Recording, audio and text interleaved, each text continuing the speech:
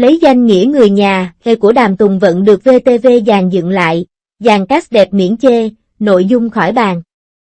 Nhiều năm qua, rất nhiều phim truyền hình được yêu thích nhất của VTV đều là phim làm lại. Netizen còn cho rằng trong khi kịch bản thuần Việt rất hiếm nội dung thật hay, thật hấp dẫn thì chuyển thể phim nước ngoài, nhất là phim Hàn Quốc, Trung Quốc vẫn là lựa chọn hợp lý. Và sắp tới đây, VTV sẽ lên sóng Cha Tôi Người Ở Lại, chính là phiên bản Việt của Lấy Danh Nghĩa Người Nhà. Cho dù nhà đài chưa hề lên tiếng xác nhận nhưng netizen đã tin chắc điều này thông qua bản tóm tắt nội dung phim. Cũng xoay quanh một gia đình đặc biệt gồm 2 người cha và 3 người con đang ở tuổi mới lớn. Dàn cast phiên bản Việt cũng được khán giả tấm tắc khen là có ngoại hình không chê vào đâu được. Diễn xuất cũng ổn áp. Dàn diễn viên chính của bản Việt được khen là hợp vai Thái Vũ vai anh nhỏ, Ngọc Huyền vai em út, đúng là bộ ba hoàn hảo. Đủ sức biến Cha Tôi Người Ở Lại thành dự án lớn đáng mong chờ của phim VTV dịp đầu năm 2025. Bởi cả ba đều có visual sáng bừng màn hình và hợp vai, nếu như Trần Nghĩa mang nét trưởng thành. Điềm đạm thì Thái Vũ lại đẹp chuẩn Mỹ Nam. Thậm chí Ngọc Huyền có gương mặt xinh xắn, đáng yêu không thua gì Đàm Tùng Vận ở bản gốc. Lấy Danh Nghĩa Người Nhà kể về một gia đình vô cùng đặc biệt gồm 2 ông bố và 3 người con không hề cùng huyết thống. Bởi mỗi ông bố có một người con ruột và còn nhận thêm cậu con nuôi. Dù không giống với những gia đình khác, nhưng cả nhà lại vô cùng yêu thương, gắn bó với nhau. Đặc biệt cô em út Tim Tim luôn được 2 bố cùng 2 anh yêu chiều nên cũng vơi bớt nỗi buồn vắng mẹ. Trong khi cậu anh cả Lăng Tiêu cũng bớt trầm cảm, Tử Thu dù chỉ là con nuôi cũng không khi nào tự ti hoặc cảm thấy bị ra rìa. Với một câu chuyện đậm nhân văn ấm áp như vậy, hy vọng Cha Tôi Người Ở Lại cũng sẽ thành công như bản gốc. Cư dân mạng đang lan truyền nhau hình ảnh của Đàm Tùng Vận trong ngày khai máy bộ phim Đường Về Nhà sáng ngày 1 tháng 3 năm 2022 vừa qua. Hình ảnh đáng yêu ấy đã khiến nhiều người gọi vui Đàm Tùng Vận là bà cụ non, vì phong cách ăn mặc này trái ngược hẳn với hình ảnh trẻ trung, tươi tắn của cô nàng thường ngày. Trong ảnh, nữ diễn viên mặc áo phao dài quá khổ so với người và che chắn kín từ đầu đến chân, chỉ để lộ gương mặt bầu bĩnh và cặp kính râm đen. Cô nàng còn cẩn thận giữ ấm cho bản thân bằng khăn choàng, găng tay và bút da cao cổ.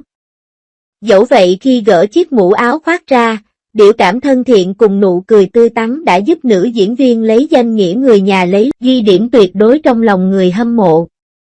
Bên cạnh lối ăn mặc nhí nhảnh, đáng yêu thường thấy như yếm. Áo thun quần sót tối giản hay hoodie thì thi thoảng cô nàng vẫn diện những chiếc áo phao dáng dài cùng mũ để tránh gây chú ý trong những lúc di chuyển với lịch trình bận rộn. Dù đã bước sang độ tuổi 31 nhưng Đàm Tùng Vận vẫn khiến nhiều người ghen tị vì ngoại hình trẻ trung giống học sinh cấp 3. Mỹ nhân sinh năm 1990 này ghi dấu ấn trong lòng khán giả nhờ hàng loạt những vai diễn thanh xuân ngọt ngào, đáng yêu. Sắp tới, Đàm Tùng Vận sẽ nên duyên cùng nam thần Tỉnh Bách Nhiên trong bộ phim truyền hình Đường Về Nhà. Đây là dự án phim ngôn tình hiện đại được chuyển thể từ tiểu thuyết nổi tiếng của nhà văn Mạc Bảo Phi Bảo. Đàm Tùng Vận vai Lý Tim Tim. Lý Tim Tim, em gái út trong nhà.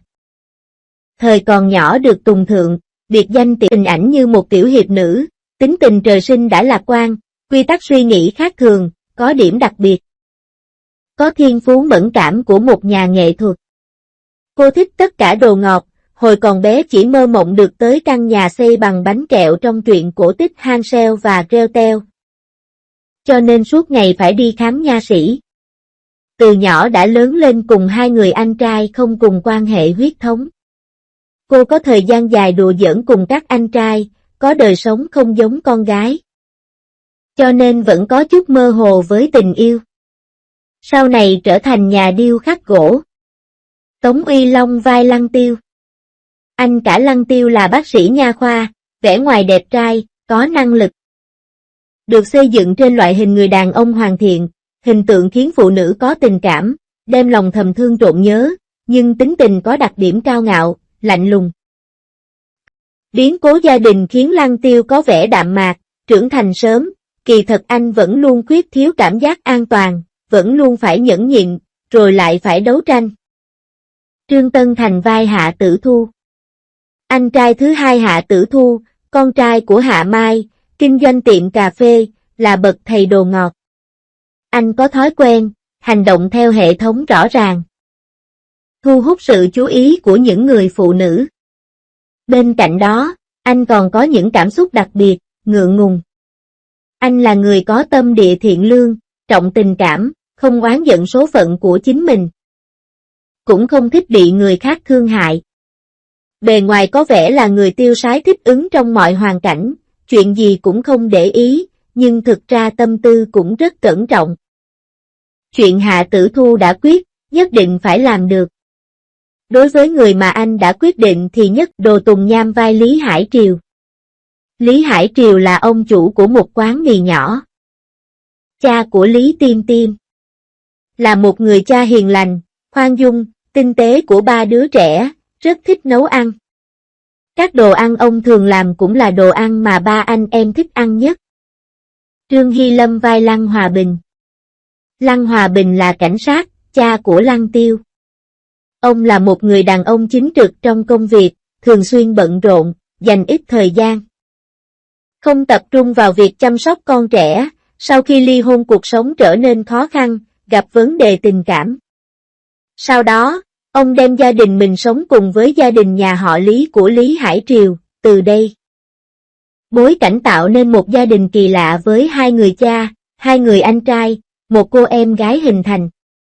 Ông là một người tốt, một vị cảnh sát tốt, một người cha tốt. Bà là mẹ của Lăng Tiêu, vợ cũ của Lăng Hòa Bình.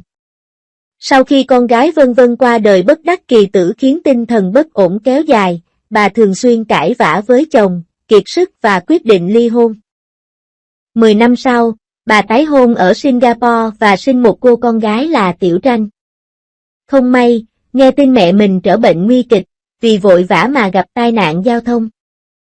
Chồng qua đời còn bà bị thương nặng nằm liệt giường một thời gian dài. Vì trách nhiệm chăm sóc người mẹ đã bặt vô âm tín mười mấy năm mà Lăng Tiêu phải quyết định rời xa gia đình hiện tại. Đi du học Singapore. Bà là người đáng thương nhưng cũng ích kỷ, thường xuyên làm tổn thương đến con trai và gây mâu thuẫn với gia đình của con trai. Uyển Nhiễm vai Hạ Mai. Bà là mẹ của Hạ Tử Thu. Mâu thuẫn ly hôn chồng mà không biết rằng đang có thai.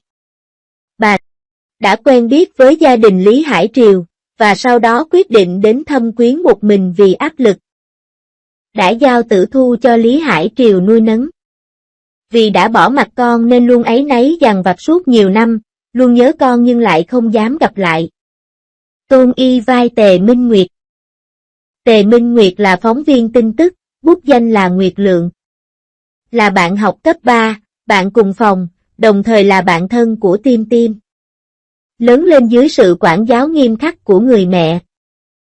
Tề Minh Nguyệt là học sinh ưu tú trong mắt thầy cô, là tiểu thư khuê các khéo léo chu toàn trong mắt người lớn, chỉ có lúc ở bên cạnh bạn bè đồng trang lứa cô mới có thể tự do tự tại. Thể hiện nội tâm. Quá trình lớn lên trải qua bối cảnh này đã để lại những di chứng khó có thể tháo gỡ trong lòng cô, ví dụ như cô sợ phải ra quyết định, sợ bị chỉ trích, nhưng sau đó lại thích Lăng Tiêu.